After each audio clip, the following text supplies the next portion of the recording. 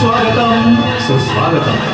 घाट सार्वजनिक गणेशोत्सव मंडल यहाँ उपस्थित सभी गणेश भक्तों का हार्दिक स्वागत करते हैं। सुस्वागत। प्राचीन काल में देव और दानवों के बीच युद्ध होते थे। प्रत्येक युद्ध का आरंभ दानव ही करते थे। देव सदाचार तो दानव दुराचार, परंतु ईश्वर सदा धर्म की ही रक्षा करता है। दानवों के अत्याचार से देवता वर्ग को मुक्त करने के हेतु देवादिदेव महादेव जी ने अमृत की लालसा दानवों को दिखाकर समुद्र मंथन करने का उपाय बताया। समुद्र मंथन करने सर्पराज वासुकी की रस्सी और मेरु पर्वत की मथनी निश्चित हो गई। किंतु प्रश्न यह था कि समुद्र मंथन करते समय मेरु पर्वत सागर में फिर कैसे होगा। समुद्र मंथन आरंभ होते ही मेरु पर्वत सागर तल से एकरूप हुआ तो समुद्र मंथन कैसे होगा। चिंतातुर देवताओं ने ब्रह्मदेव से प्रार्थना की। प्रसन्न होकर ब्रह्मदेव समस्त देवता वर्ग सहित क्षीरसागर में लक्ष्मी साथ शेषशय्या पर विराजमान भगवान श्री विष्णु के पास पहुंचे।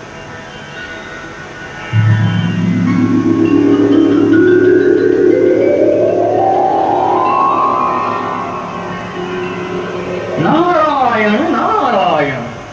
प्रभु, समस्त देव समुदाय आपका कृपा आशीर्वाद लेने यहाँ आया है। नारायण नारायण। हे सर्वेश्वरा भुवात्मन देवादिदेव श्री महाविष्णु, सभी देवता वर्ग पर आपकी कृपा हो। हे प्रभुवरा, जिसकी लीला अपरंपार है, ऐसे जगदीश्वर को ब्रह्मदेव सहित सभी देवता वर्ग का सविनय प्रणाम। तुम्हारी जय जयकार हो प्रभु, तुम्हारी जय जयकार हो।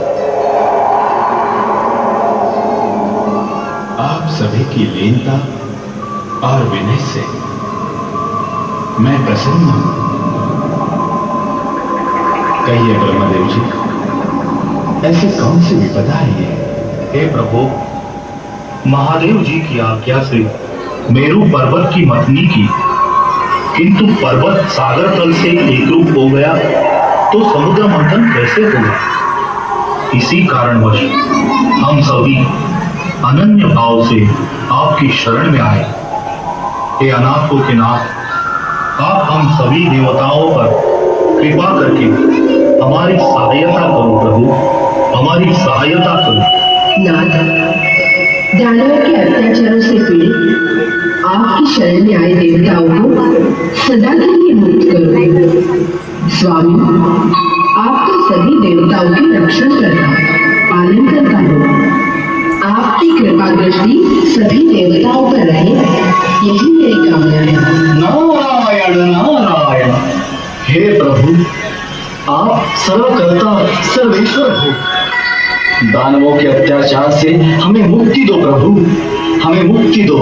नारायण नारायण। तथास्तु। तुम्हारी योजना से समुद्र मंथन आरंभ करो। मैं स्वयं कुर्मावतार धारण करके मेरु पर्वत अपने पेट पर उठा लूंगा। सागर को दिव्य औषधि अर्पण करके वासुकी सर्प के पूंछ का हिस्सा तुम्हारी ओर रखना। इससे वासुकी के विषयी उपकरण से तुम्हें क्षति नहीं होगी। दानव वासुकी के मुख की तरफ से समुद्र मंथन करेंगे। समुद्र से अनेक रत्न प्रकट होंगे, किंतु तुम्हारा ध्यान अमृत कुंभ पर ही रहे। समय समय पर मैं स्वयं तुम्हें मार्ग दिखाऊंगा। मेरा आशीष सदैव तुम्हारे साथ है। कल्याणमस्तु। हे कृपावंत आदिनाथा, आपकी कृपा से समस्त देव समुदाय सदैव सुखी रहेगा। आप ही उनके माता पिता और आप ही उनके त्राता हो, आप ही उनके त्राता हो प्रभु। इस तरह भगवान श्री विष्णु ने कूर्मावतार धारण करके मेरु पर्वत अपनी पेट उठा लिया और आरंभ हुआ समुद्र मंथन।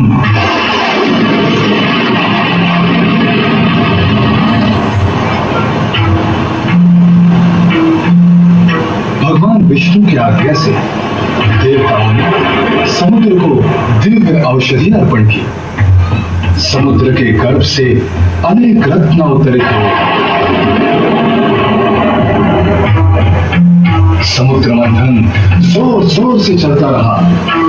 सर्पराज वासुकी की विषैले फुफकारों से दानवों को कष्ट हो रहा था, किंतु फिर भी समुद्र मंथन जोर जोर से चल रहा था और वह समय समीप आया।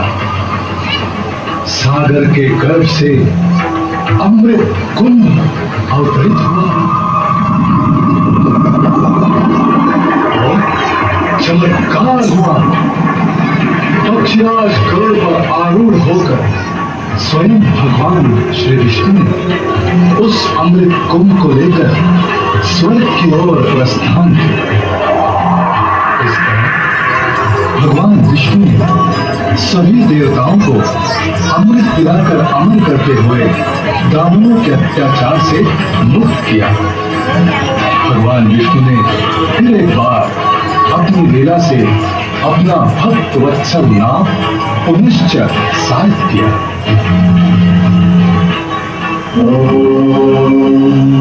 आइए हम भी विनम्र